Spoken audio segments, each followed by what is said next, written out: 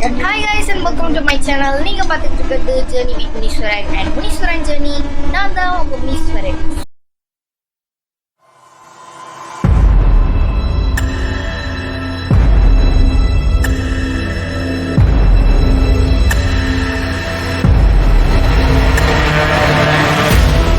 இன்னைக்கு வந்து நான் எப்போதும் போல உங்ககிட்ட பேய் கதை தான் சொல்ல போறேன். ஸோ இந்த பேயோட பேர் என்னன்னா ஹச்சிசா குசாமா. ஸோ ஆக்சுவலி இது வந்து ஒரு ஜப்பனீஸ் urban legend பற்றி பேசி ரொம்ப நாள் ஆச்சு. ஜர்னி வித் முனீஸ்வரன்லையும் சரி, முனீஸ்வரன் ஜர்னிலையும் சரி, ஜப்பனீஸ் urban legendனா நான் ரொம்ப நாள் ஆச்சு பேசி. ஆக்சுவலி ஜப்பனீஸ் urban legendனு சொன்னால் நிறையா இருக்குது. தெக்கி இருக்கு, குச்சிசாக்கி ஒன்னா இருக்கு, ஹச்சிசா குசாமா இருக்கு, இன்னும் நிறையா இருக்கு. ஸோ இந்த ஹச்சிசா குசாமாக்கு இப்போ நம்ம வரும். ஓகே, இந்த ஹச்சிசா குசாமா வந்து 8 காலோட உயரத்துக்கு இந்த ஹச்சிசா குசாமா இருக்கும். 8 ஃபுட் என்னது 8 ஃபுட் ஹைட்ல அவ்வளோ உயரமா இருக்கும் அந்த ஊமன். 221 சென்டிமீட்டர் அது. ஓகேயா, 2.21 அதோட மீட்டர். 2.21 மீட்டர் அது அவ்வளோ உயரத்துக்கு இருக்கும். நான்லாம் அதை பார்க்கணுன்னா நான் இப்படி பார்க்கணும். அப்படி பார்த்தா தான் அந்த ஹச்சிசா குசாமா என் கண்ணுக்கு, அதோட ஹச்சிசா குசாமாவோட தலையே என்னால் பார்க்க முடியும். ஓகே, ஸோ இப்போ அந்த ஹச்சிசா குசாமா எப்படி இருக்கும்ன்றதை நான் உங்கள்கிட்ட ஃபர்தராக இன்ஃபர்மேஷன் வாய் மொழியாக சொல்லிட்டேன்லாம்.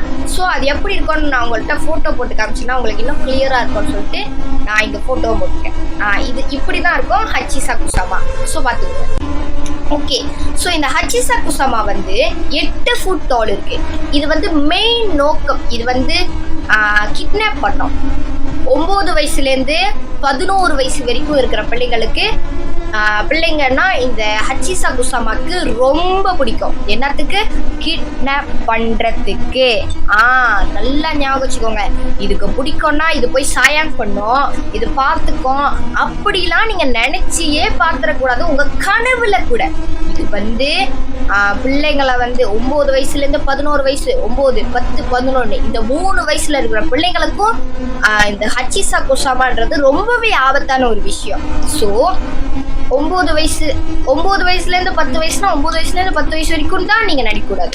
1 வயசு பிள்ளையிலேருந்து 1 வயசுக்கும் கீழே இருக்கிற பிள்ளையிலேருந்து கூட இந்த ஹச்சிசா குசாமாவால் ஆபத்து நிறையாவே இருக்கு. ஸோ இது வந்து கிட்னாப் பண்ணி அந்த பிள்ளைங்களை அப்படியே கொன்றோம். இது எப்படி கொல்லும்னா, அவங்களுக்கு வந்து 2 நாள் சாப்பாடு கொடுக்காது, அதுக்கப்புறம் 2 நாள் வந்து புழு பூச்சி கொடுப்போம். அப்புறம் இன்னும் அந்த பிள்ளைங்க உயிரோட தான் இருக்காங்க அப்படின்னா இன்னும் 2 நாள் சாப்பாடு கொடுக்காது. அப்பயும் அந்த பிள்ளைங்க பொழைச்சி தான் இருக்காங்கன்னா விஷ சாப்பாடு ஏதாவது இன்னும் 2 நாள்ல கொடுக்குறோம். ஸோ அப்படிதான் அது வந்து பிள்ளைங்களோட கதையை போட்டு தள்ளிடும். ஸோ இந்த ஹச்சிசா குசாமா வந்து ரொம்பவே டேஞ்சர். 9 வயசுலேருந்து 11 வயசு வரைக்கும். உங்களுக்கு 9 வயசா, 10 வயசா, இல்லை 11 வயசா, அப்போ நீங்கள் செத்தீங்க. ஓகே, உங்ககிட்டலாம் வந்து உங்களுக்கு பிடிச்சமான ஒரு கோஸ்ட் ஸ்டோரி கதை தான் வச்சுருக்கேன். ஹச்சிசா குசாமாவை பற்றி நான் வந்து பிளாக் ஸ்பாட்டில் கண்டுபிடிச்ச ஒரு கதையை தான் வந்து நான் உங்ககிட்ட இன்னைக்கு சொல்ல போகிறேன். ஸோ இந்த கதையில் இருக்கிற மெயின் ரோலுக்கு நான் கொடுக்க போகிற பேர் வந்து அர்ஜுன். போன தடவை அருண்ராஜ், இந்த தடவை அர்ஜுன்.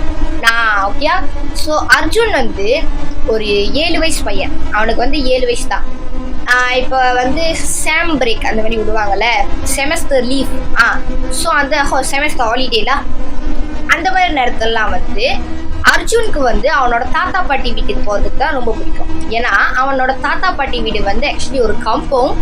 அண்ட் தென் அவங்க வீடை சுற்றி காடாக தான் இருக்கும். அங்கே வந்து நிறைய ஆக்சிஜன் இருக்கும். அண்ட் தென் குழுன்னு இருக்கும் அந்த இடம். ஏன்னா ஒரு மரம் இருக்கிற இடத்துல அந்த இடமே, அந்த வீடே ஒரு குளிர்ச்சியான இடமா மாறிடும் இந்த மரம் இருக்கிறதுனால. ஸோ அது வந்து அந்த வீட்டை சுற்றியுமே காடுனா கண்டிப்பாக அந்த இடத்துல குளிரும்ல.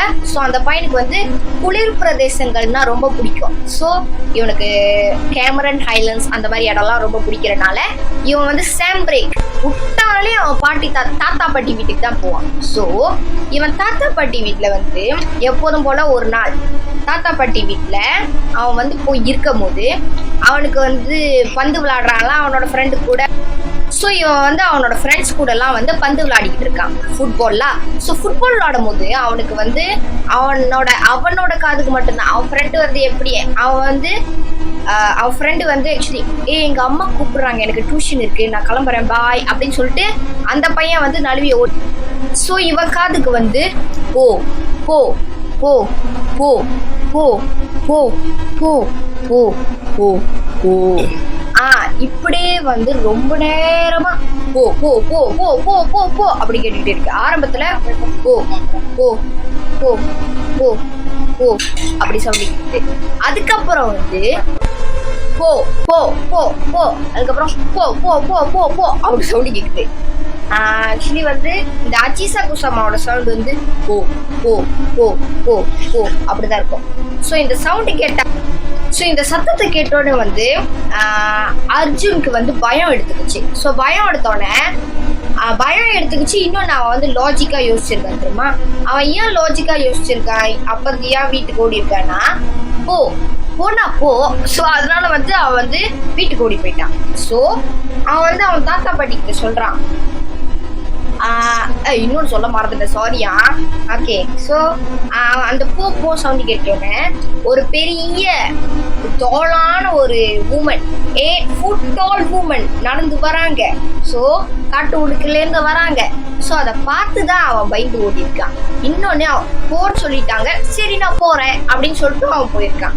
ஸோ அவன் தாத்தா கிட்ட வந்து என்ன சொல்லியிருக்கான்னா, தாத்தா அங்க போன்னு சத்தம் கேட்டுச்சு தாத்தா, அதனால நான் வீட்டுக்கு ஓடி வந்துட்டேன் அப்படின்னு சொல்லியிருக்கான். தாத்தா வந்து அப்படி ஒன்றும் பெருசுபடுத்திக்க கிடையாது.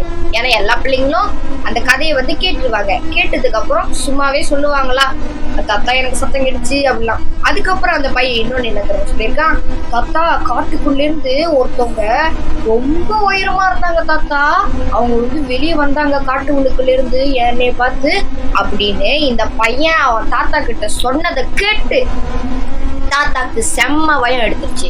அதனால அவர் என்ன பண்ணிருக்காரு, பாட்டி கிட்ட விட்டுட்டு பையனை விட்டுட்டு இந்த தாத்தா மட்டும் வெளியே போயிட்டு வந்திருக்காரு. பாட்டி கிட்ட ஒன்னே சொல்லியிருக்காரு, நல்லா ஞாபகம் வச்சுக்கோ, நம்ம பேரனை உண்டியா எங்கேயுமே விட்டுறாத, ஒரு இடத்துல விட்டாலுமே அவன் உயிருக்கே ஆபத்து. ஹச்சீசா குசாமா அவனை பார்த்துருச்சுன்னா கண்டிப்பா கிட்னாப் பண்ணாம விடவே விடாது. அதனால அவன் உயிரை நம்ம பாதுகாக்கணும்னா நம்ம தான் அவனை பாதுகாப்பா வச்சிருக்கணும் அப்படின்னு அவன் தாத்தா வந்து பாட்டி கிட்ட சொல்லிட்டு வெளியே போயிருக்காரு. வெளியே போனோன்னு இந்த பையனுக்கு வந்து பாட்டி எப்படி பாத்துக்கிறாங்கன்னா, அவன் பாத்ரூம் போறானா கூட கதவு திறந்து வச்சுட்டு தான், அவங்க வெளியே நின்றுட்டு அவங்க கதவு திறந்து வச்சுட்டு தான் அவன் பாட்டி வந்து அவனை வாட்ச் பண்ணிக்கிட்டே இருக்காங்க. இங்க இருக்கானா அலர்ட்லா.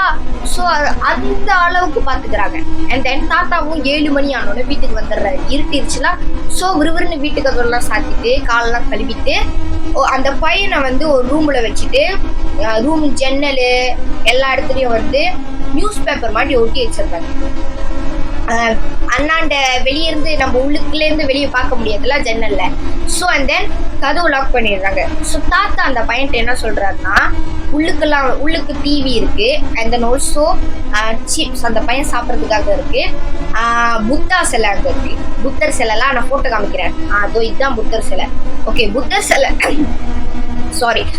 சிலைலாம் அங்க இருக்கு. ஸோ இந்த பையன் தாத்தா என்ன சொல்றாருன்னா, ஐயா யாரு கூப்பிட்டாலுமே நீ கதவை திறந்து பாத்துடவே கூடாது, இல்லைன்னா அந்த நியூஸ் பேப்பர் கிழிச்சு பாத்துடவே கூடாது. தாத்தா கூப்பிட்டாலுமே சரி, பாட்டி கூப்பிட்டாலுமே சரி, நீ திறந்து பாத்துறாத. அப்பா அம்மா கூப்பிட்டாலும் நீ திறந்தே பார்க்க கூடாது அப்படி நீ கேட்டிய போன்னு சவுண்டு, அது கேட்டாலுமே நீ கதவை திறந்து இல்ல நியூஸ் பேப்பரை கிழிச்சு பாத்துடவே கூடாது அப்படின்னு அந்த தாத்தா சொல்றாரு. அப்படி உனக்கு அந்த சத்தம் கேட்கும் போது பயமா இருக்கா, நீ வந்து அந்த புத்தர் சிலைய வந்து கும்பிட்டுக்கோ. அப்படி இல்லைன்னா உனக்கு பசிச்சுன்னா சாப்பாடு இருக்கு சாப்பிட்டுக்கோ. அப்படி உனக்கு போரா இருக்குன்னா டிவி பாரு. உனக்கு பாத்ரூம் வந்துச்சுன்னா அங்க வாளி இருக்கு, அந்த வாளிலே போயிடு அப்படின்னு அந்த தாத்தா சொல்லிட்டு கதவு முட்டர்ல. அந்த பையனுக்கு வந்து எல்லாமே நல்லா போய்கிட்டு இருக்கு. 1 மணி ஆகுது. திடீர்னு தாத்தா கூப்பிடுறாரு, அர்ஜுன் ரூம் உள்ளுக்கு என்ன பண்ணிட்டு இருக்க, போரா இருக்கு, தாத்தா கூப்பிடுறல வா போலாம் அப்படின்னு சொல்லியிருக்காரு. ஸோ அது கேட்டு அர்ஜுனுக்கு வந்து கதவு திறக்கலாம்னு நினைக்கிறான். ஆனா அப்போ அவனுக்கு வந்து தாத்தா சொல்லுது திடீர்னு ஞாபகம் வச்சு, தாத்தாவே கூப்பிட்டாலும் நீ கதவை திறக்காத, இல்ல நியூஸ் பேப்பரை கிழிக்காத அப்படின்னு சொன்னதுனால அவன் பயத்துல புத்தர் சிலையை வந்து கும்பிட்டுக்கிட்டே இருக்கான். அந்த பையன் ராத்திரி ஃபுல்லா தூங்கவே இல்லை தெரியுமா. ஏன்னா அந்த ஹச்சிசா குசாமா கடைசி வரைக்கும் அவனை நோண்டி இருக்கு. ஸோ அதனாலே அந்த பையனால வந்து நிம்மதியாவே தூங்க முடியல. அவன் வந்து டிவி பார்த்துக்கிட்டு சாப்பிட்டுக்கிட்டு இது புத்தர் சிலையை கும்பிட்டுக்கிட்டு அப்படிதான் அந்த ராத்திரி அவன் வந்து ஓட்டியிருக்கான். ஏன்னா அவ்வளோ பயம். ஸோ அதுக்கப்புறம் வந்து காலையில 7 மணி ஆனது. அப்புறம் தாத்தாவும் பாட்டியும் வந்து கதவு திறக்கிறாங்க. அவன் ஓடி வந்து 2 பேரையும் கட்டி பிடிச்சிக்கிறான், ரொம்ப அழுகுறான். ஸோ அதுக்கப்புறம் வந்து தாத்தாவும் பாட்டியும் சந்தோஷத்துல இருக்காங்க. நான் ஒரு வழியா உன்னைய வந்து அந்த ஹச்சிசா குசாமாவோட ட்ராப்ல இருந்து உன்னைய காப்பாத்திட்டேன். இனிமேலே நீ தாத்தா பாட்டியோட வீட்டு பக்கம் வரவே கூடாதுன்னு சொல்லிட்டு தாத்தாவும் பாட்டியும் என்ன பண்றாங்கன்னா 2 பேரும் ஒன்னா சேர்த்து அர்ஜுனை அவங்களோட அப்பா அம்மா வீட்டுக்கு அனுப்பி விட்டுறாங்க. அவங்க அப்பா அம்மாட்ட சொல்றாங்க, ஹச்சிசா குசாமா அர்ஜுனை பார்த்துருச்சு. ஸோ இனிமேலே நீ அவங்கள என் வீட்டுக்கு கூட்டிட்டு வராத அப்படின்ட்டு அவங்க அப்பா அம்மா கிட்ட சொன்னதுக்கு அப்புறம் அவங்க அப்பா அம்மாவும் அர்ஜுன் வீட்டுக்கு பாட்டி வீட்டுக்கு அர்ஜுனை கூட்டிட்டு போக மாட்டாங்க. ஸோ அப்புறம் வந்து பாட்டியும் அப்படி பாட்டி தாத்தா பார்க்கணும்னு அர்ஜுனுக்கு ஆசையா இருந்துச்சுன்னா தாத்தா பாட்டி தான் அவங்க வீட்டுக்கு போவாங்க. ஏன்னா இத்தனை நாளா ஹச்சிசா குசாமா வந்து அர்ஜுன் மேல ஏம் வச்சிருச்சு. இருந்தாலும் அதால அதோட ஏம அடைய முடியுது. ஏன்னா தாத்தாவும் பாட்டியும் என்ன செஞ்சிட்டாங்கன்னா இது பண்ணிட்டாங்க, பிளாக் பண்ணிட்டாங்க. அதோட ஏமை வந்து அவங்க பிளாக் பண்ணிட்டாங்க. ஸோ அதனால வந்து இந்த ஹச்சிசா குசாமா வந்து தேடிக்கிட்டே இருக்கும் போது திடீர்னு அர்ஜுன் வரானா அதுக்கு என்ன நினைக்கும், வந்துட்டான்டா ஆட்டுக்குட்டி பிடிச்சிட வேண்டிதான் அப்படின்னு அது நினைக்கும்ல. ஸோ அதனாலதான் தாத்தா பாட்டிக்கு ஆசையா இருந்தாதான் பாட்டி அர்ஜுனுக்கு தாத்தா பாட்டியை பார்க்கணும்னு ஆசையா இருந்தா தாத்தா பாட்டி தான் அப்பா அம்மா வீட்டுக்கு போவாங்க. இவன் வந்து இவங்க வீட்டுக்கெல்லாம் வர மாட்டாங்க. ஸோ அதுதான் அந்த ஹச்சிசா குசாமாவோட கதை. ஸோ இதுதான் வந்து நான் சேனல்ல போடுற ஃபர்ஸ்ட் ஜப்பனீஸ் அர்பன் லெஜெண்ட் நான் நினைக்கிறேன். எனக்கு தெரியல, ரைட்டா தெரிலலா. ஸோ இதுதான் நான் நினைக்கிறேன், ஹச்சிசா குசாமா தான் the first Japanese urban legend நான் என் யூடியூப் சேனலில் போடுறேன் அப்படின்னு நான் நினைக்கிறேன். ஸோ இது வந்து உங்களுக்கு பிடிச்சிருக்கோன்னு நான் நம்புறேன். ஸோ இது வந்து நான் பிளாக்ஸ்பாட்லேருந்து எடுத்த கதை முதல்ல சொல்லிட்டேன்னு நினைக்கிறேன். ஸோ நான் போன வீடியோவில் சொன்ன மாதிரியே தான் என்னோட வியூவர்ஸ்லாம் சொல்லியிருக்காங்க, சப்ஸ்கிரைபர்ஸ்லாம், உன்னோட வீடியோ வந்து வீடியோ குவாலிட்டி நல்லா இல்லை, அப்புறம் வந்து பேக்ரவுண்டில் ஏதாவது ஓடுற மாதிரி நீ செய்யணும் அப்படிலாம் சொல்லியிருந்தாங்க. ஸோ அவங்களோட ஆர்டரை நான் வந்து ஏற்றுக்கிட்டு நான் வந்து நிறையா செஞ்சுருக்கேன். அண்ட் தென் பேக்ரவுண்ட் மியூசிக் கூட நீ மாற்றணும். அண்ட் தென் நீ இப்போ ஒன்று சொல்கிறியா அதோட ஃபோட்டோ நீ வச்சுருக்கணும். நாங்கள் அதை இமேஜின் பண்ணுற மாதிரி நீ வச்சுருக்க கூடாது, நீ வந்து ஃபோட்டோ வை அப்படின்னு வந்து சொல்லியிருந்தாங்களா. ஸோ அதனால தான் நான் வந்து இவ்வளோ கஷ்டப்பட்டு இதை ரெடி பண்ணி இதுக்கு சார்ஜர் இருக்கா நான் செக் பண்ணோம், என்னோட மெயின் லேப்டாப்புக்கு சார்ஜர் இருக்கா நான் செக் பண்ணோம், அப்புறம் நான் பிரைட்னஸ் செட் பண்ணோம், நிறைய வேலை எனக்கு இருக்கு. ஸோ அதனால தான் போன வீடியோவை நான் வேற ரூம்ல எடுத்தேன், இந்த வீடியோவை நான் வேற ரூம்ல எடுத்துருக்கேன். ஆமாவா இல்லையா? ஏன்னா எனக்கு அவ்வளோ ரஷ். ஸோ அதனால தான். Okay, so that's all for today. வெத்ரா இனிமேல் நடுவில் எந்திரிக்க கூடாது. ஐயோ போச்சு, சாரியா, நடுவில் நான் வந்து பேசி போட்டேன், மன்னிச்சிருங்க. Okay, so that's all for today. See you again in my next video, maybe another ghost story. Bye bye.